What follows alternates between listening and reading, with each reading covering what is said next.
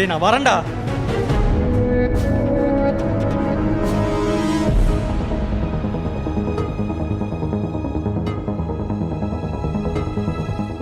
வரேன்டா. இவன் வேற ஒருத்தன்.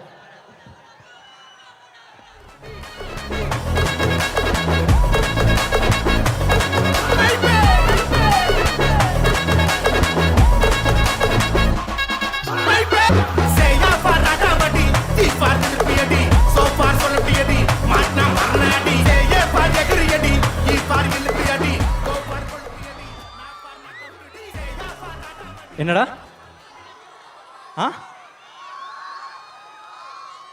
இந்த கண்ணாடி நான் போடணுமா? தூக்கி போடு.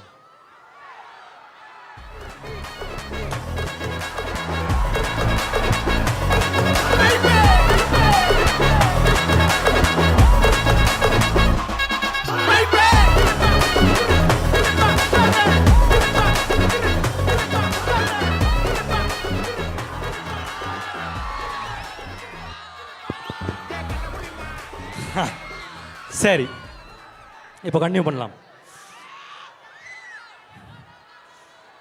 இப்போ என்னன்னா, ஸோ சீமான் சார் கிட்ட இந்த மாதிரி நிறைய நல்ல குவாலிட்டிஸ் இருக்கு.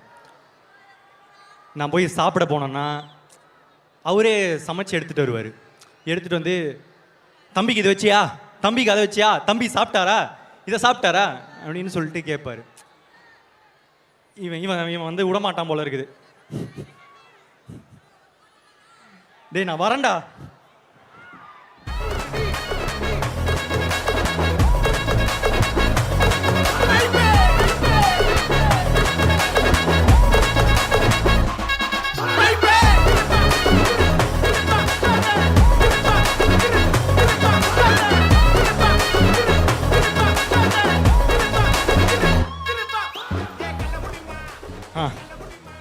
ப்ளீஸ்டா கொஞ்சம் கோஆப்ரேட் பண்ணு. ஸோ சீமான் சார்கிட்ட இந்த மாதிரி நல்ல குவாலிட்டிஸ் இருக்குது. மற்றவங்களை நல்லா பார்த்துக்கிறது. அதுக்கப்புறம் அவர் அறிவை வந்து ரொம்ப ஷோ ஆஃப் பண்ண மாட்டார். அதாவது அவருக்கு இருக்கிற அறிவு வந்து ரொம்ப அதிகம். ஆனால் எனக்கு வந்து அவருக்கு தெரிஞ்ச அளவுக்கு அவ்வளோ விஷயங்கள் எனக்கு தெரியாது. அதெல்லாம் கொண்டு வந்து என்கிட்ட பேச மாட்டார்.